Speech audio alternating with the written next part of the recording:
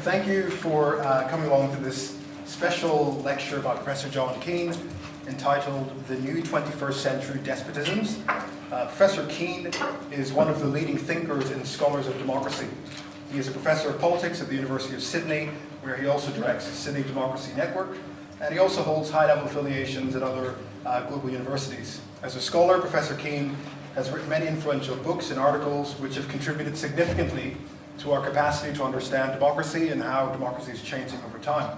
The list is long, but includes some major contributions such as Power and Humility, The Future of Monetary Democracy, which was published this year, Democracy and Media Decadence, and The Life and Death of Democracy.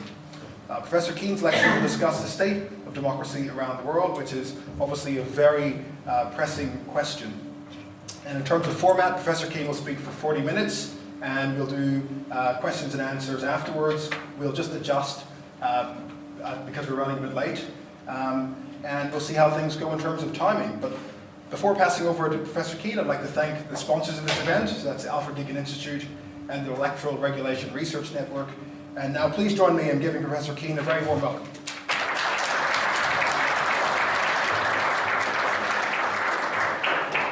Thank you very much, Zim. I do apologize, everybody, friends, colleagues, brothers and sisters, for being late. Everything went wrong this morning. Literally everything went wrong. And I suppose a jokester might say that one of the characteristics of despots is when they're speaking publicly, I'm not sure if you've noticed, they make their fawning audiences wait. I mean, Hitler was the master of that technique, so I thought I might demonstrate to you how it actually works. That's a bad joke to begin with. I'm feeling a bit discombobulated, but I wanted to really say a few words about, in this time, about a book on which I'm working, which is overdue, but is shortly to be finished. A Centre of Excellence application, which through the University of Sydney we've submitted and have had the first set of comments on, which is about this subject.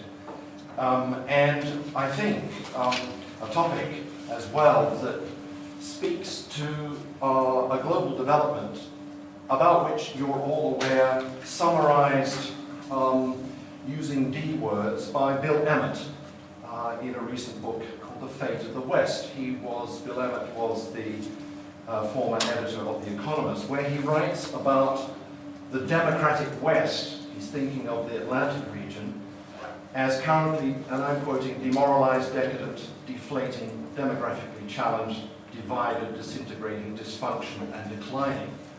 And it's in that context that the whole question of an organized alternative to power-sharing constitutional democracy is tabled, and that's the subject of this lecture. It's the subject of today's sessions, and it's a big global topic that it seems to me needs now some very fundamental rethinking, and of course with a sense of urgency.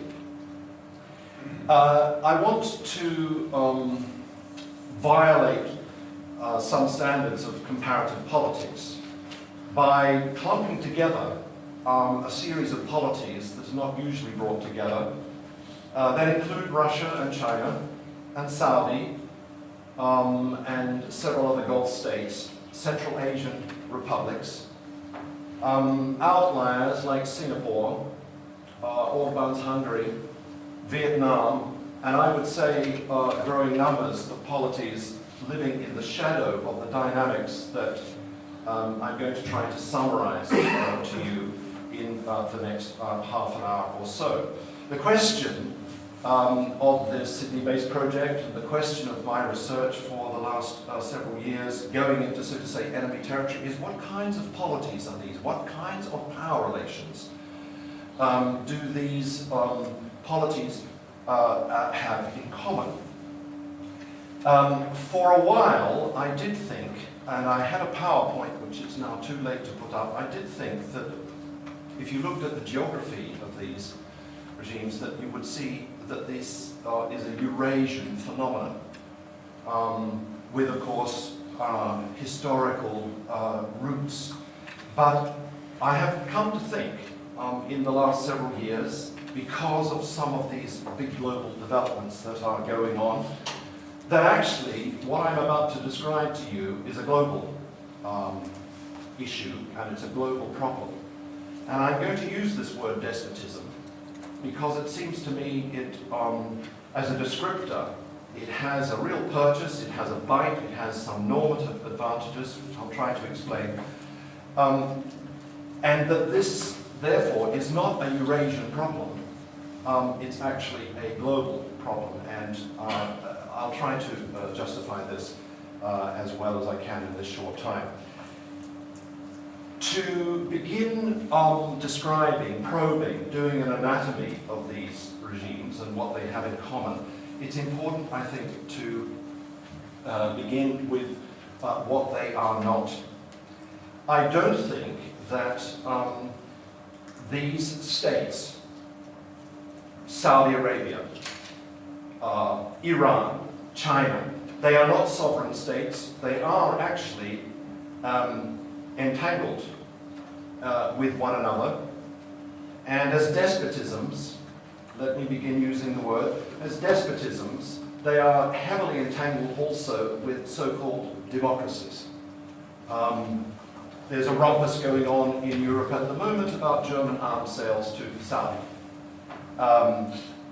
There is, when you begin looking at, I have no time to detail the patterns of entanglement, but these polities don't function as textbook sovereign states. They are entangled, and despotism in this sense takes the form of states, but states are not the exclusive container within which this new type of 21st century power operates. I would say that on the question of what these regimes are not, they are not hybrid regimes, they are not semi-democracies, they're not autocracies, they're not dictatorships. And here we could have, I think, a really interesting discussion, and I hope we do, about the present phrase struggles that are going on. Phrase struggles.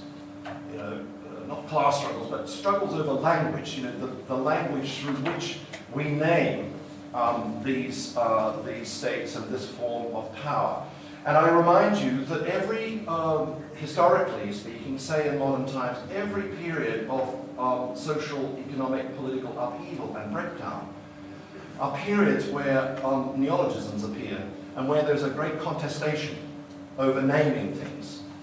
Think of, for example, the way that the French Revolutionary period produced new words like imperialism, Bonapartism, Caesarism, gave a new meaning to dictatorship. Or immediately after World War I, new words like corporatism, fascism, the corporate state, totalitarianism were born. And I think, to put things very simply, that I think we've entered one of those periods where there is actually a contestation, a linguistic, a semantic contestation about what to call these regimes. And you will see that during the course of the next few minutes that I do have some objections, strong objections to the leading signifier that's in circulation. It became the orthodoxy in recent years, and that's authoritarianism. It is a term that was sharpened, coined and sharpened by Sam Huntington in an essay that's barely read anymore, and it is a signifier that comes as a pair, a concept pair, democracy with an American accent, democracy, and authoritarianism. What is the difference for Sam Huntington and many who subsequently use it? In democracies there are free and fair elections, and in authoritarianism there isn't. I think that very distinction is descriptively very questionable. And so part of what I want to introduce to you this morning and to get you thinking about, a conjecture, so to say, is that we actually need to pay attention to the terms through which we are actually looking empirically at these questions. There is, in trying to introduce the term despotism, there is, of course, a long history of this word. And the genealogy of that word, which is part of this project and the book I'm completing, is really fascinating. I have no time to go into it. It has origins in the classical Greek world and probably earlier. The despot was the father of a household. It became later an Orientalist term. It was used in medieval Christian Europe as a word to describe the East, India, China, Iran, Persia, so on. It had a strongly Orientalist quality. During the course of the 18th century, it became a revolutionary word.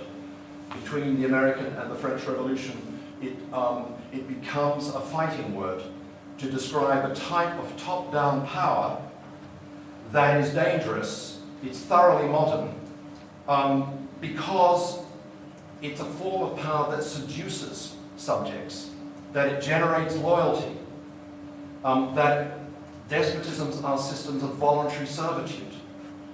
And I want to develop this idea in my description in just a moment, but I want to say that one of the unfortunate connotations of the word, if you mention despot or despotism, you think of a single ruler, Putin, and you think of a kind of crazed form of power. This was the way Montesquieu thought of despotism. And there are these moments in actually existing despotisms that I'm about to describe that are crazy. You know, when in the very week that Al-Sisi takes off his epaulets and wears civilian clothes because he's to become the president, there's a major trial of the Brotherhood. 500 members of the Brotherhood are sentenced to death in one day by a judge. In a kangaroo trial, the judge was called Said El-Ghazar, which I understand in Arabic means the butcher. You know, and this is not lost on Egyptians. Or there is, I'm sorry there's no PowerPoint, but Niazov in Turkmenistan. You may know that Niazov won every election until his death, from the time of the collapse of the Soviet Union. He described himself as God's prophet on earth. His face was on every bit of currency, every banknote and coin, postage stamp. He ordered his cabinet regularly to take 5-kilometer walks. It's not a bad idea. Canberra probably would be a better place. Banned ballet, opera, cinemas, banished dogs from Ashgabat, the capital. Had the Quran translated into Turkic language. Wrote a major work, he claimed, that was pasted in part on mosques. He renamed the months after him. The month of September was the month when he finished writing his book. Banned car radios because these were machines used to drown out conversations that were ill-intentioned. And when the meteorologists of the country got weather forecasts wrong, he sacked a lot of them. And at his funeral, it's recorded that there were many, many hundreds of people who wept, some of them injured because they fainted as they passed by his coffin as he lay in rest. That's Niazov. I mean, there are these crazy moments, but what's, I think, striking is the way that these polities are much more sophisticated. It's a theme of today.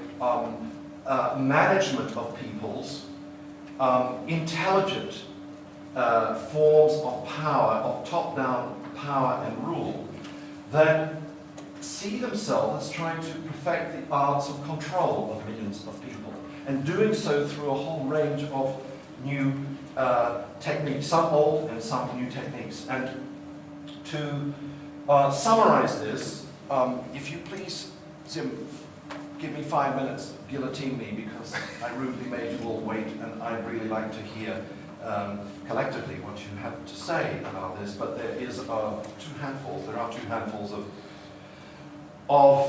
organizing principles, if you like, qualities. structural features of these despotisms that they have in common. The most obvious is that these are, in a way, forms of managed populism. Everything that is done at various levels in these polities is done in the name of the people who are said to be sovereign. And of course, there is some hypocrisy about all of this, to put it mildly.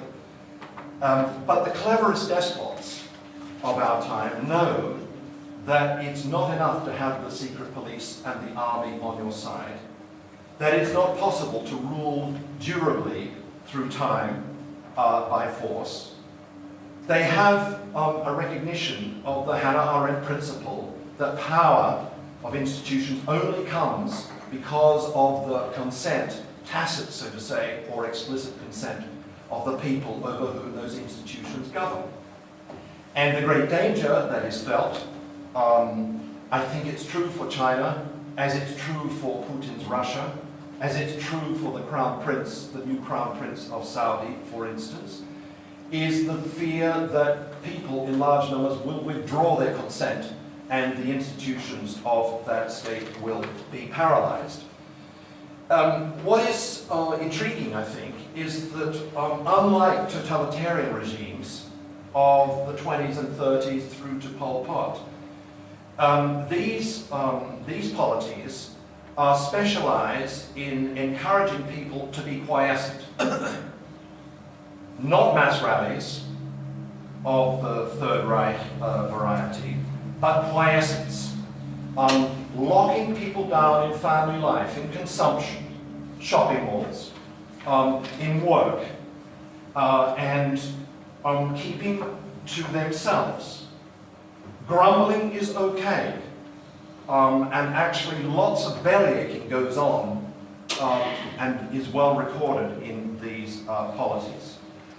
And if all that fails, there's always alcohol and some other lubricants that actually induce a measure of passivity. I'm putting this very simply, but the first key point is that these are polities that have a democratic feel about them, in the sense that what could be more democratic than the principle of the sovereignty of the people. So, although there are references to God, Iran, and tradition, and so on, the mantra of the people, the language of the people, is one of their striking characteristics. Secondly, these are systems that have in common clientelism. The modernization theory taught us in the past that patron-client relations would disappear or would be weakened by modernity. I think these regimes showed that's not the case, and that it's possible to create 21st century forms of clientelism that are remarkably effective. This is the phenomenon of guanxi, the Chinese word. Blood is the Russian word. Wasta is the Arabic word, and there is, I'm told, a joke in the Arab world that it's the sexually transmitted disease of the whole Arab world. Connections. To do anything, to get a driver's license, a fast-track passport, to secure a business deal. All of this, from top to bottom, requires connections, hooking up, doing deals, favors. And this means that everybody is in a way drawn into the system of power. The sistema is a word that Russians will use to describe this phenomenon. And this means that there is, inside these systems, practice a kind of vassalage. It was the medieval European feudal arrangement where a lord, in exchange for the servility of his subjects, would provide some services. These are polities where that is practiced to a very marked degree. you can see, for example, in Putin's Russia that now the figures are roughly 50% of the population source of income comes from the state. And poverty levels officially have actually dropped considerably since Putin came to office. Or if you look at the way that the 2011 uprisings in the Arab world, how they were dealt with, then you will see that Qatar, Kuwait, Saudi, there was an enormous disbursement of funds. And if I'm not mistaken, it was actually in the case of Kuwait, there was a handout of 3,500 US dollars per person, plus free food. This is the kind of patronage, the vassalage that is intrinsically part of these systems. Thirdly, of course, the patron-client relations are organized hierarchically. And what is striking is that each one of these polities I'm describing as despotic are plutocracies. Heavy concentrations of wealth and life chances at the top, diminishing as you come to the bottom.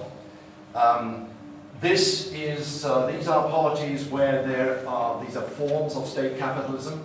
They're heavily regulated by state institutions.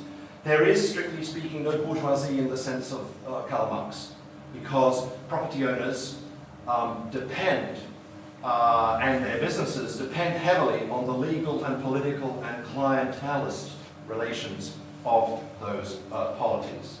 And some of them are, of course, very successful economies. The Chinese is of global importance, but they are not free market economies. They are ones infused with this clientelism, and of course, they are deeply plutocratic. The Gini coefficient in China is 0.61. It's about the same as that of New York City. And there are characters, I'm looking at some of these, who are sort of symbols of this plutocracy. Jack Ma would be probably among the best known. Asadollah Askaroladi is a very, very wealthy Iranian who made money with the help of his brother, who happened to be the Minister of Commerce in the early 90s in Iran, who made zillions on real estate, pistachios, dried fruits, selling short US dollars, all with the protection of the legal and political protection of the Iranian state. This is chronic in all of these regimes. Fourthly, one thing that's striking for me is that these are not polities, these despotisms are not polities that trade in, produce and circulate a single ideology. And in this sense, they are not totalitarian, in this single sense. They are rather polities where those who rule at various levels speak in tongues. There's a polysemic quality to the language through which power is exercised. So, you may know I've written a book on China, which was a warm-up for this project. And one thing that's striking about China is you have, of course, Xi Jinping thought, you have a lot of talk of socialism, you have talk of ancient Chinese civilization, you have references to Buddhism, to Confucianism, and so on. And all of this is a kind of potpourri, or it's a kind of dog's dinner, less kindly, quality to the language through which power is exercised, and it has its tactical advantages.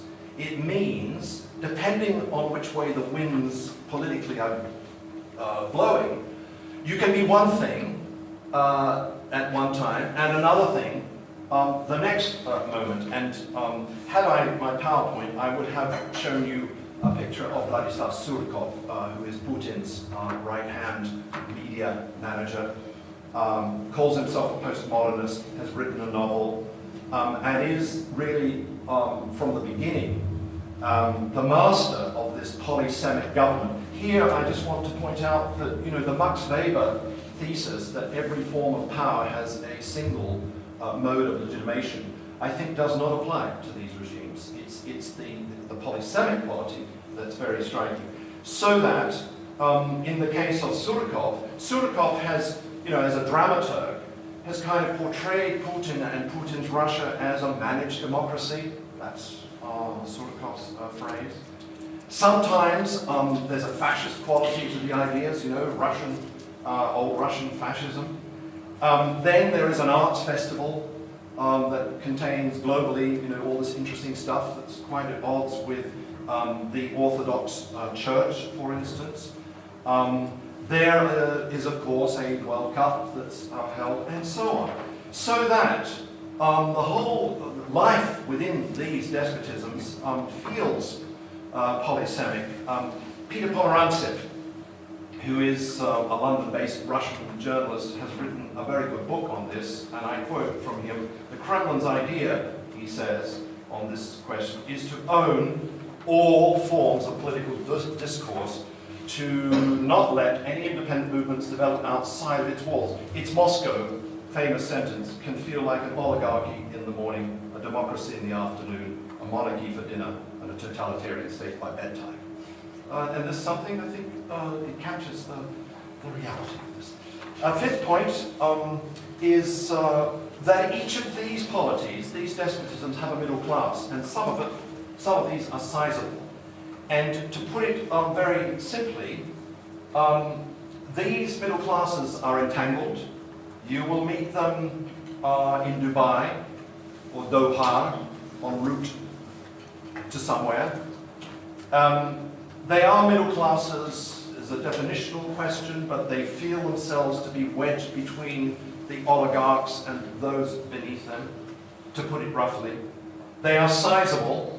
The Chinese middle class, it's a bit difficult to measure because it's not so cool to talk about class in China, but the self-described middle class is at least 200 million and possibly 300 million and possibly larger.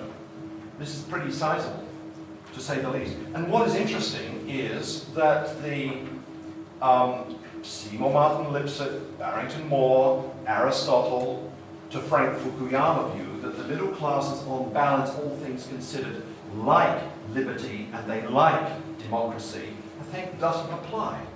The signs are that these middle classes are loyal.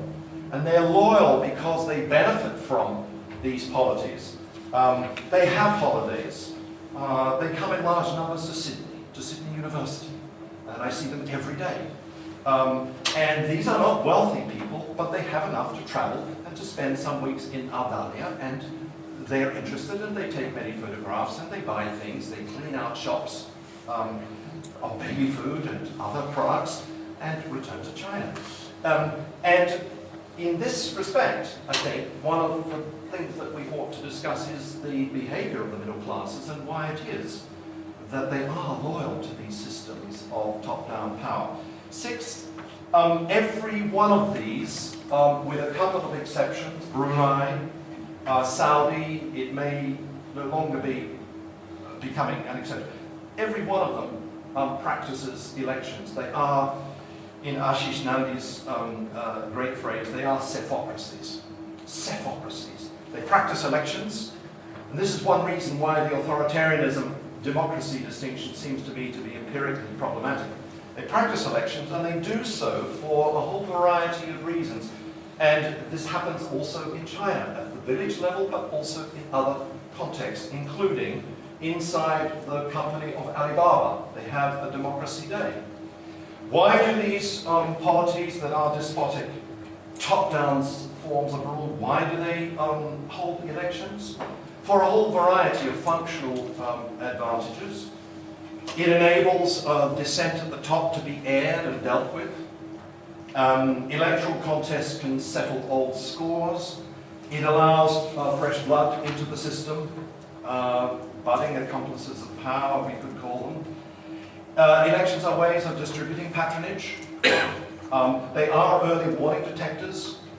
When things go wrong, those who rule at the top know that there's a problem, thanks to elections. And of course, opposition parties who are roundly defeated in these elections are humiliated. It goes to show that actually there is popularity of the regime. And one could say that these elections, above all, are kind of stage performances where, you know, the splendor of power is displayed. Putin wins yet again, and it shows that he is loved and adored by the Russian people, and so on. Seventhly, almost finished, is that these are media-saturated polities, very 21st century, wired up, internet take-up rate are very often high and certainly rising. They are regimes in which there's a lot of cultivation officially of appearances. We've had a discussion about post-truth in the West.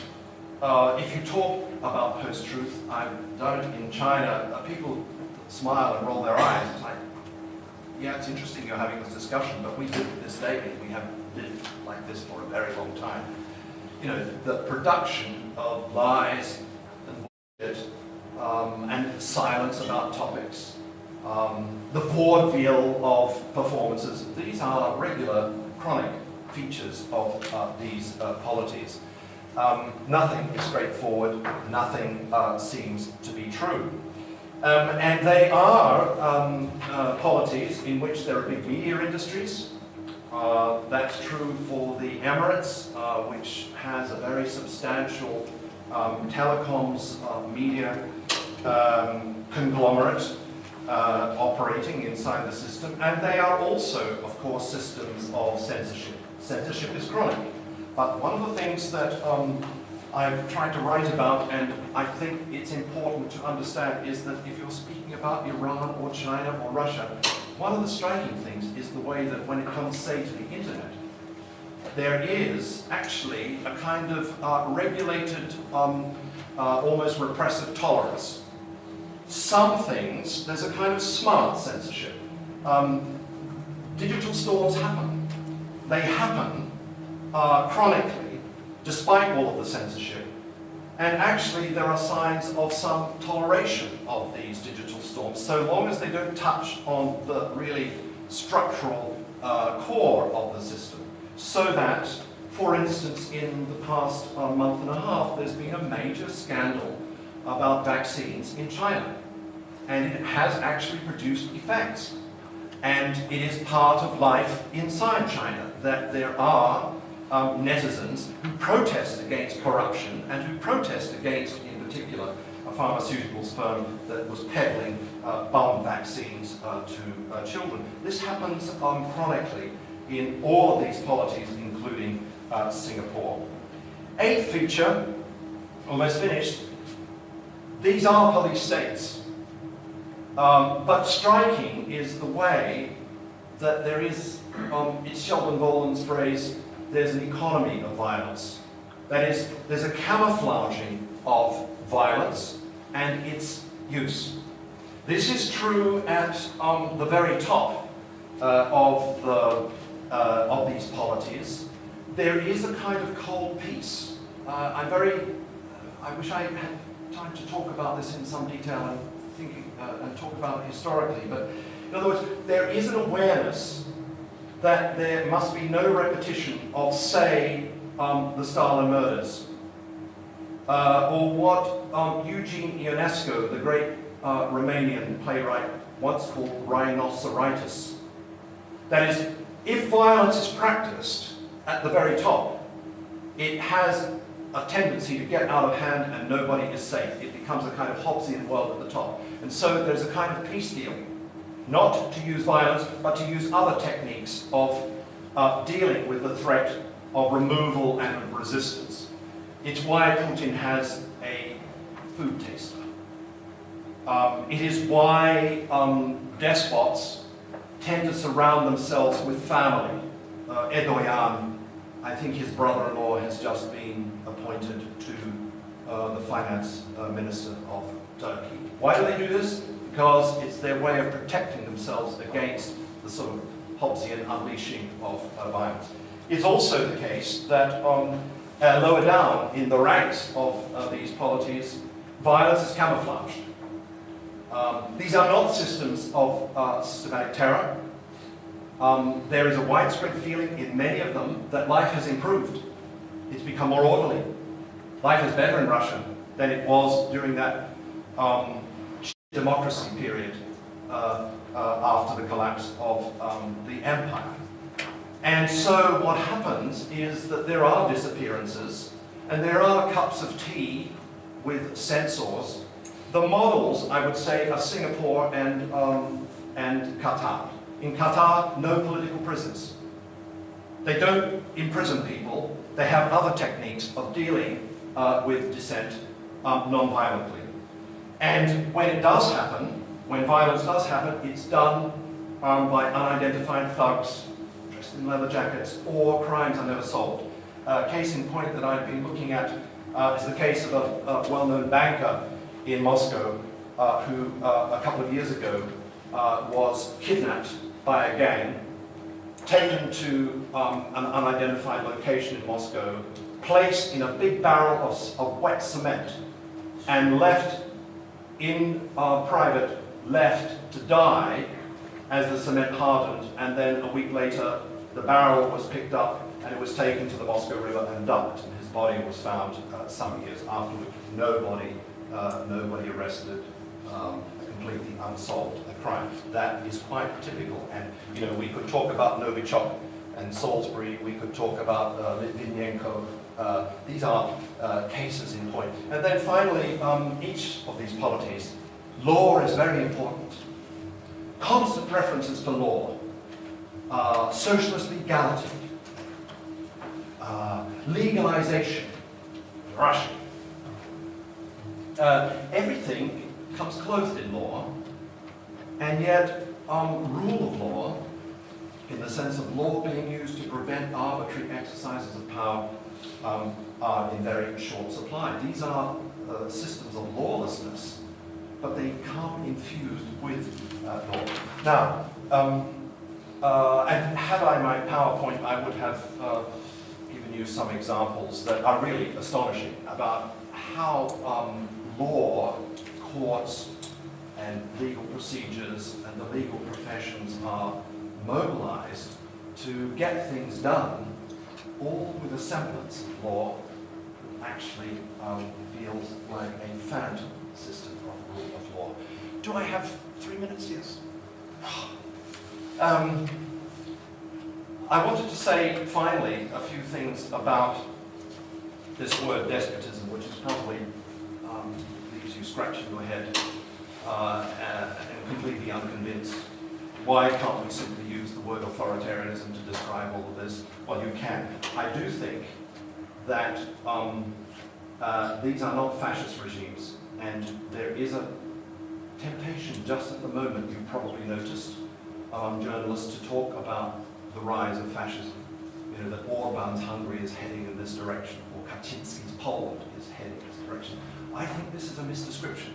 We would have to have a detailed discussion about the category of fascism, but I've already pointed out a number of ways in which they are not fascist. These are not systems of organized terror. These are not systems of single ideologies, thinking of Hannah Arendt. And these are not systems of permanent mass mobilization. I think it was Bertrand Russell who said the hell of totalitarianism, of fascism, is the amount of energy that has to be expended by everybody attending rallies and being active. These regimes actually discourage that because it's threatening, and it's much better to busy yourself, so to say, with bellyaching and matters private. These are not autocracies. If you just simply pay attention to clientelism, you know, patron-client relations, you see that these despotisms only function because there are many despots and many despotisms inside those despotisms. Now, that's an idea, by the way, of the late 18th century, when the term became more radical. And these are not dictatorships. This is not, you know, Mugabe's Zimbabwe. The kind of madness and the violence, the scariness of it all, the disappearances. These regimes tend not to do this. They are not dictatorships. There is no dictator who is kind of power drunk and, and in that delirium destroys life. These are polities that try, if you like, in a Foucauldian sense, to cultivate life, not to take it away. Now, it's just to say that this word despotism, with its grand and complicated history, I think is worth reviving. It's gone out of fashion. It survived into the 19th century. Tocqueville predicted that the type of power that democracies most should fear is despotism. And my thoughts are inspired by that remark. John Stuart Mill, similarly, spoke about the creeping danger of a new kind of despotism which he associated with bureaucracy. Where people subordinate themselves, they willingly commit themselves to a kind of voluntary servitude because they're in a complex system of rules and they just do their job.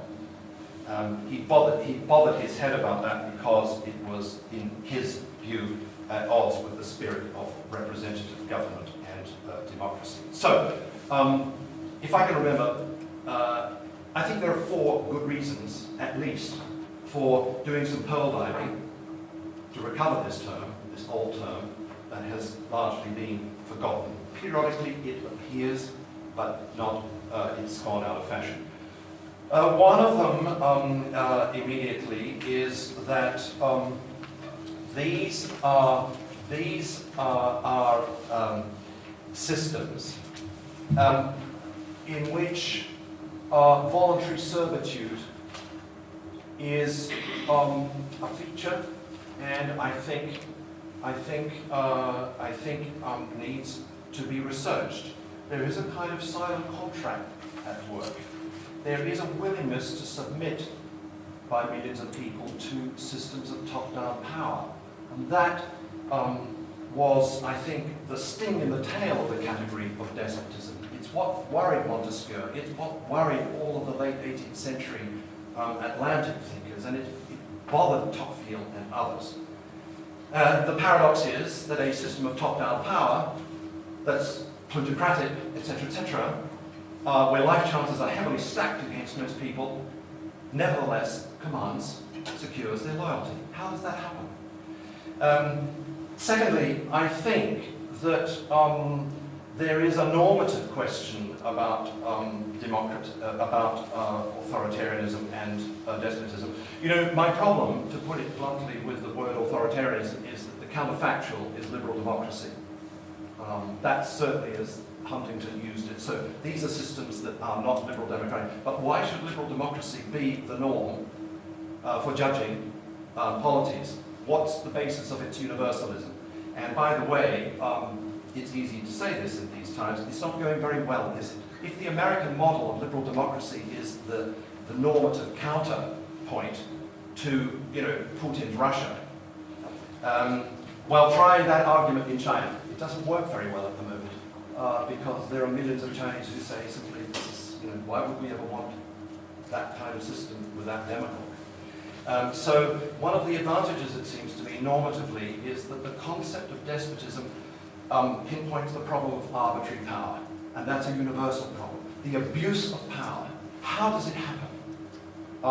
And is it not the case that democracy, putting it simply, is the main alternative to arbitrary exercises of power?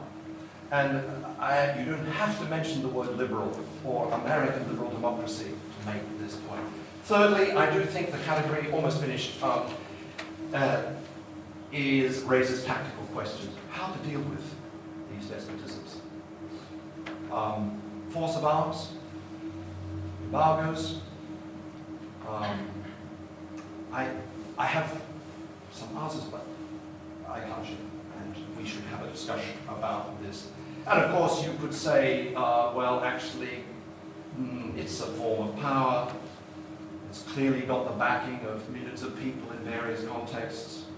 So just tolerate it, and maybe it is our future. And goodbye democracy, in the sense of power sharing democracy. that is opposed to arbitrary power. And then fourthly, here's the real sting in the tail of the term, I think. You know, in the usage of the word, in the history of the word despotism, going back to at least Montesquieu, the word that had initially been a descriptor of the East, you know, of India and Persia, China, unlike us, came more and more to be used as a word to describe the West. And what I want to say, if it's not already obvious, is that during the course of this project, this book, and I hope if we're successful with this Centre of Excellence bit, the striking thing for me is that many of these qualities that I've just been putting to you are of course found in actually existing democracies. You know, they have become plutocratic. There is constant reference to the mantra of the people. There is this sort of semantic, polysemic quality to the way power is exercised. There's a camouflaging of violence, and so on. And of course there are elections that are often heavily infused and infected with money and manipulation. So the point of this, ultimately, is to say that the category of despotism should spook us into wondering, you know, where our so-called democracies are going. And if I was really devilish, I would say, you know, maybe they are our future. But I think that's enough. Thank you so much. Thank you very much.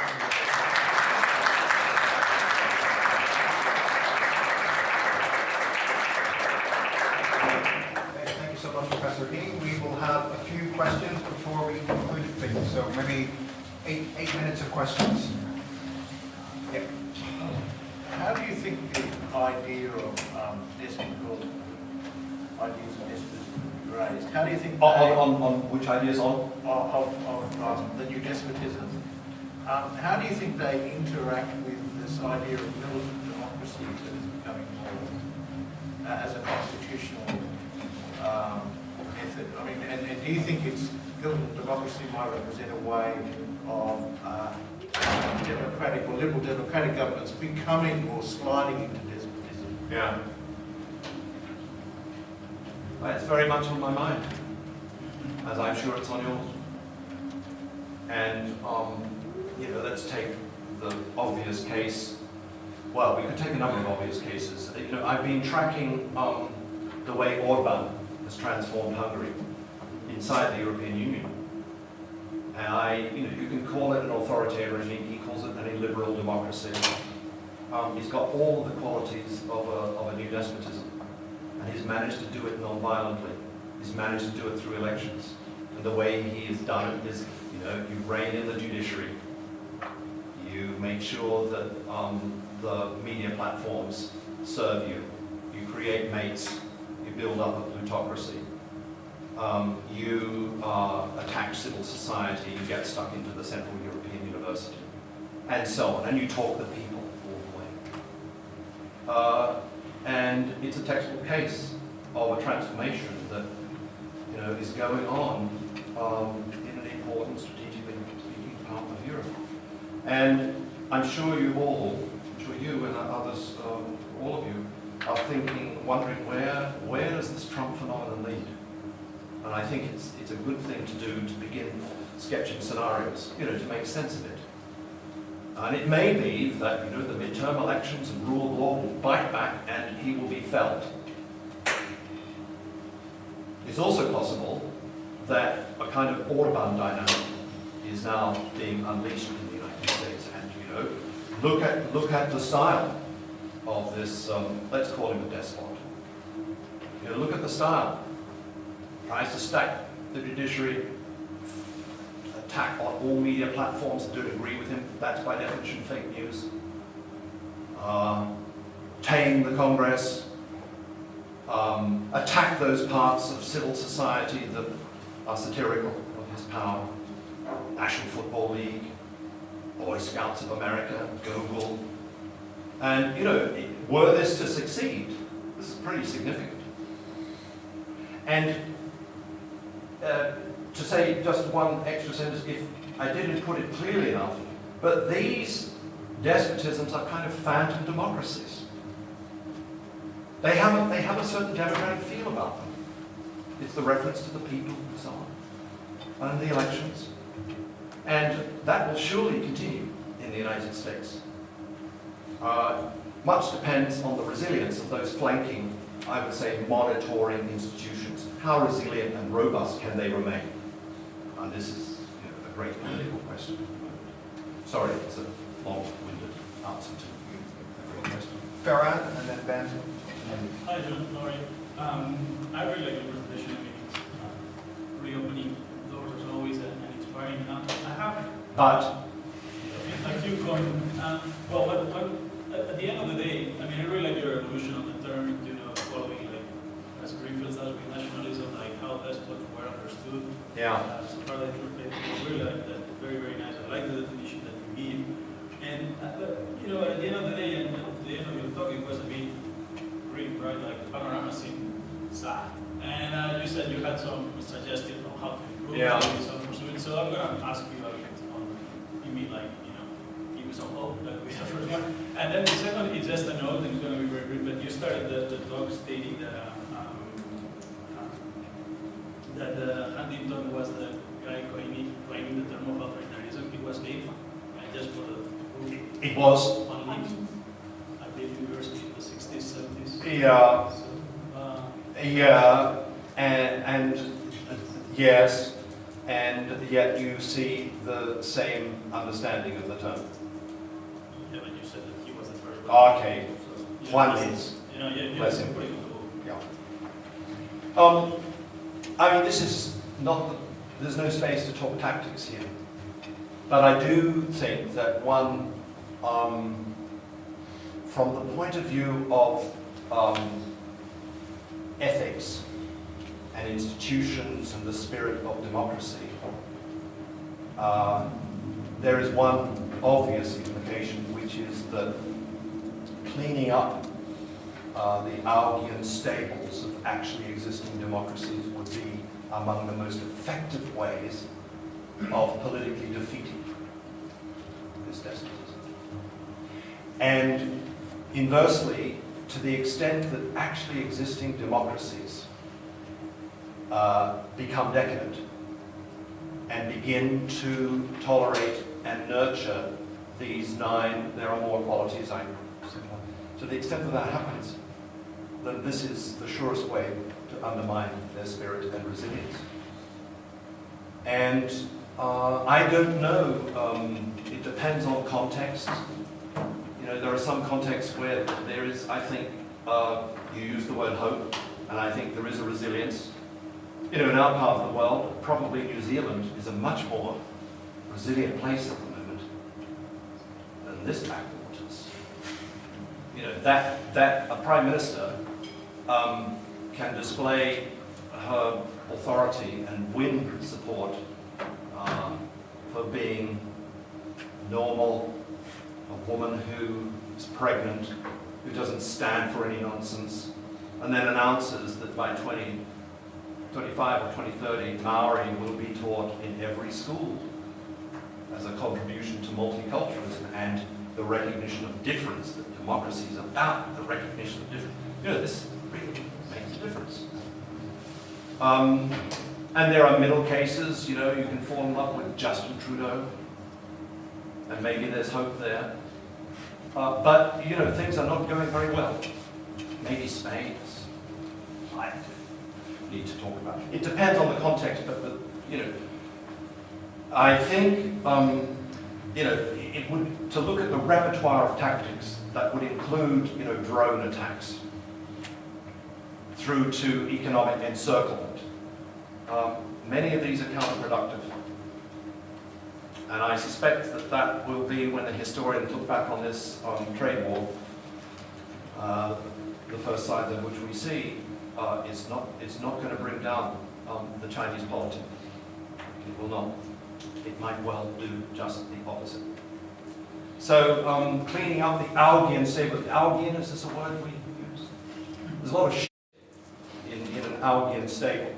And it, cleaning up, reviving, re-energizing the spirit of democracy, Montesquieu, and institutional robustness, and recognition of what is at stake is really important. Okay. Thanks, John. As always, brilliantly delivered and very well thought through. Bit out of breath. Even despite everything else having gone on this morning. So thank you very much for coming to the delivery lecture. I kind of wanted to play a little bit of devil's advocate, and very self-consciously do so, but I'm wondering if there's an alternative reading to what you're presenting here. You're saying, we're seeing a massive rise of the middle class for whom life is much better off. These people are across all these bodies are exposed to media plurality. They're having elections, in many cases for the first times ever, albeit window dressing for the regime, but nonetheless elections in which they're learning to participate and everything that's supposed to mean. You talk and you're a critic of the fact that they talk about the people as sovereign. And you also refer to all these regimes as cultivating life. Now, if you put all that together, for many of these millions of people you're talking about, what you've presented might actually be better than everything they've been through before, the former regimes and the way in which they work. So there's a kind of normative argument here that I'm a little bit uncertain about it, a little bit, I think is a little bit dangerous to an extent, that we're almost speaking on behalf of all these millions of people and saying, well, the way that they're moving forward isn't right by our, so there's a kind of internal logic to what you're saying. You're a critic of US liberal democracy, but at the same time you're kind of standing in the West in a liberal democracy critiquing these other people who may well be on the path towards that process. Perhaps what they're doing is moving in that direction rather than away from it. So there's I think there's a tension between making sure that we're not critiquing other societies for these kind of political advancements that they wouldn't have had a decade ago or 20 years ago, elections, media freedoms. So that's a kind of... first of all, I confess to being a paid agent of the Despotism International. Yeah.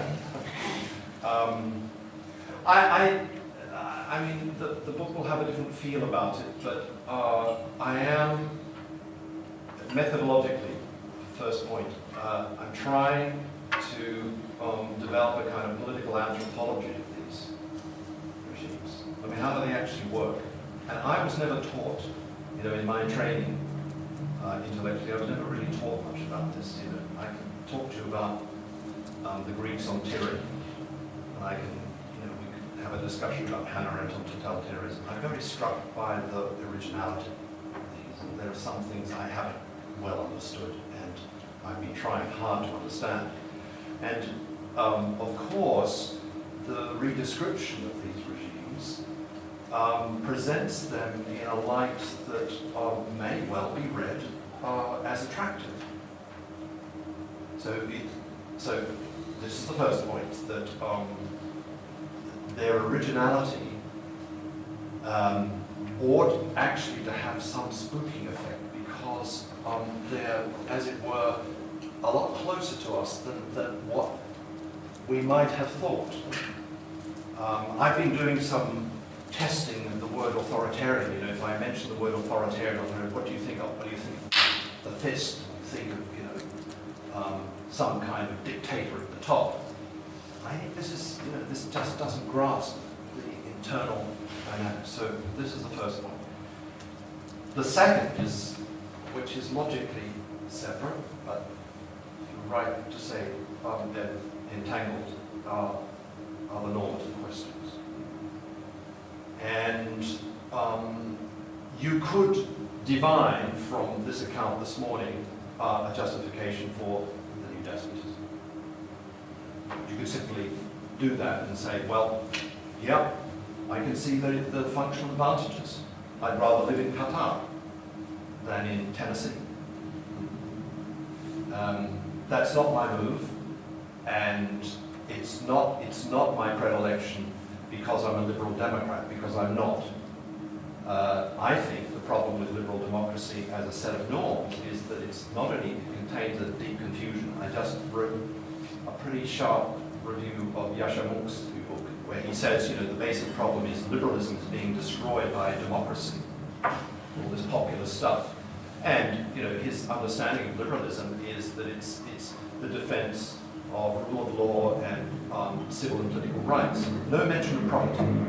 So as a student of Seaman McPherson, you know, when I hear liberalism, I hear markets and property, private property and concentrations of wealth that don't sit comfortably with other liberal principles. And I don't think that because liberalism has a history, and the very phrase liberal democracy has a history, it's a very recent history, and it's not a universal. So in my work, I've been trying, you know, for a long time to find terms that do have a certain universal purchase, that have a resonance in all four corners of the earth. And I think, you know, for better or worse, it's still the D word, it's democracy, but understood in a very different and not at all necessarily liberal way. It means for me a way of life, a set of institutions, a spirit for controlling the exercise of power and the follies and sometimes the catastrophes that flow from concentrated power. So the question is, that's all very nice. Do these polities, does this new despotism have any Achilles heels? And that's a question I'm very much interested in at the moment, and it's buried in your question. And if I had to put it very simply, very, very simply, you know, we could talk about banking and credit sectors and bubbles, and whether they, as happens in capitalist democracies, whether they would have a shocking, you know, earthquake effect on these policies. That's a question that is discussed in China. But it seems to me, to put it very, very simply, the Achilles heel of these, of this form of power is its arbitrariness. That it's the abuse of power that comes in camouflage form and, you know, with all of these lineaments. It's the abuse of power that is their great weakness. And I've tried, Baogang and I have been in some discussion for a couple of years about this. I just recently wrote a piece in the South China Morning Post, which is a kind of an attempt to make that point about Xi's China. There's a good deal more skittishness in the system than you might imagine, a nervousness about the corruption of institutions and the great danger that Chinese people in large numbers will pull the plug on it. And hence a kind of skittishness that is caught up with this dynamic, that this is a system, China, where there's, you know, it has a phantom democracy quality, it fits all the criteria of despotism, but you can't openly, publicly call for the accountability of the party and of big power institutions, because you will get arrested, or disappear, or you will have a cup of char, or forced into exile. That seems to me to be the great weakness. And here we come back to one last point. You can dream and be optimistic that, you know, concentration of power is important, and there are good kings and queens. And there are plenty of recorded cases where big power in this sense, concentrated power, does amazing things. But I would say it's foolish to suppose that it always goes well. You have to be, you know, Pangloss to suppose that these forms of concentrated power will always get things right. And it is, I think, the great danger that hangs over them. So, one case in point, maybe 100 nuclear power stations are currently being constructed in China. There is no public discussion about it. It is not clear what kind of monitoring mechanisms are structured into that shift towards nuclear power. If one of them blows up, that will cause a very great ruckus within the whole system. So it's the old story of democracy versus despotism, I'm afraid. But that's, from the 18th century, that was, you know, that was the tension that was articulated, and I think that you don't have to be an American liberal to put it in this way. Indian scholars who do not describe themselves as liberals understand this point very well and are Democrats because they think that democracy is about equalization of power and preventing its arbitrary abuse. Final It's a great question. I really enjoyed your talk. You put a whole lot of pieces, a bit of bits of jigsaws that have been floating around in my head and finally kind of came together. Good, I don't, it hasn't happened to me. And it's because I have a very strong interest in the role of technology in all of this. I know you didn't have time to address this, but I think certainly in Australian society and elsewhere it's twofold. One is it's a means of surveillance, and I'm guessing people might have seen, I think it was a foreign correspondent about the smart cities in China. But my husband and I were driving up the Hume Highway not all that long ago, and I was noticing all the facial recognition cameras hidden underneath bridges. I think they're facial recognition cameras. They have those little circles of LEDs around them that make it look like it. The second thing I think that it does is the commercial entities in particular have built a regime of compliant acquiescence to having really important stuff like our data and our identities become commercial property. And for us not only to freely give them away, but to become addicted to the sources of giving them away, in the way that Facebook basically goes out of its way with social psychology to encourage. This is voluntary servitude. Yes, that's right. So I'm just wondering if you have any comments on that. Yeah, I think that it's great. All questions are great. I think in this one, it didn't come across at all clearly, but these are polities. This is a form of power that is bound up with this unfinished digital communications revolution that's been going on since the 50s, the early 60s. And, we could have a long discussion about political forms and the way they map on to different modes of communication. And I was partly trained in Toronto. The Toronto School of Harold Innes and Marshall McLuhan and so on insisted that you cannot understand power relations in any polity unless you look at the fundamental importance of the mode of communications which shapes time and space and bodies and sensibilities. And I think that point I try to articulate in my work. And so these are polities that correspond to this revolutionary change that's going on away from the broadcasting of radio and television, the BBC model or what have you, the fascist model of state radio. And they are polities that are embedded in these dynamics. And of course, what we're now learning is the decadent side of this revolution. Its darker side is the surveillance, data harvesting, the destruction of privacy, and all of these polities, some more advanced than others. I guess Singapore, Iran, China, and by the way, they exchange technological expertise.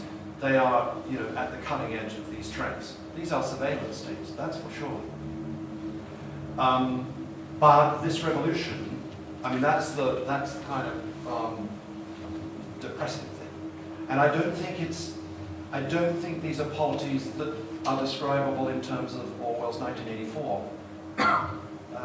They're different. And what I was trying badly to say out of breath this morning was, pay attention to these dynamics because there's something new about them when you put it all together, and there's something very puzzling about it. And it's a type of power that, in a way, we're unfamiliar with. We don't know how to come to terms with it. That's the thesis. It's also the case, however, that every one of these polities has digital resistance structured into them. That happens in Singapore, that happens certainly in Iran, that happens in China daily. And how does it happen? Because it's got something to do, as the Toronto School would say, to the digital networked structure of communication flows. A little anecdote. our gun knows this better than I do. I spent 2 months at Beidar, at Peking University, this northern summer. And in my instructions, I received a note from the university saying, unfortunately, visiting professors will not have access to, as you know, there is no access to some external media. However, we can provide you, and will provide you upon request, a VPN. And every other person I know in China has a VPN. This allows you to read the New York Times. And how does that happen? Well, I don't write code, but I know that it's the very network structuring of communications that means that the dynamics are more flexible and less resistant-proof than the age of mass broadcasting, state control of radio and television. This is a much more slippery dynamic, and so these are polities in which there is this concentrated surveillance. Qatar, I have been to Qatar doing field work, and I have been looking at how the system works, and it's really state-of-the-art. And yet there is a Qatari resistance to things, and there are what I call media storms, digital storms, they happen. And these are systems, therefore, in which there is a kind of, strange periodic openness. And there are not mass arrests. And there is no organized large-scale disappearances, except in some parts of the polity, like Xinjiang. And that's,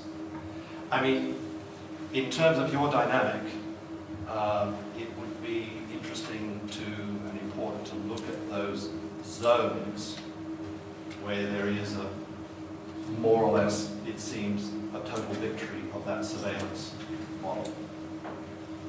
And Xinjiang is perhaps among them. But it's a great question. Phew. Okay. We had a Sydney Democracy Network party last night. I had about, I think, at least 2 hours sleep. And then I had to battle with Qantas and then talk about despotism. I'm going to slump in some chair somewhere. But I just wanted to say thank you very much for the questions. They are all very much to the point. I hope it stimulated some thoughts about the problem that we're going to talk about for the rest of the day. I'm very grateful. Okay, thanks, John.